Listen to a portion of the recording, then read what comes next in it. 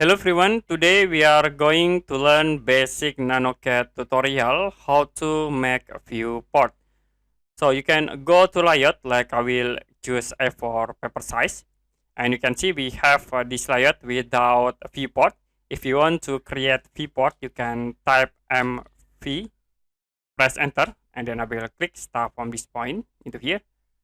So it will be create the viewport with active option like this. You can double click to edit. To create viewport, you can type MV, press enter, click for the first corner point and the second corner point. After it, choose the active and it will be create the viewport.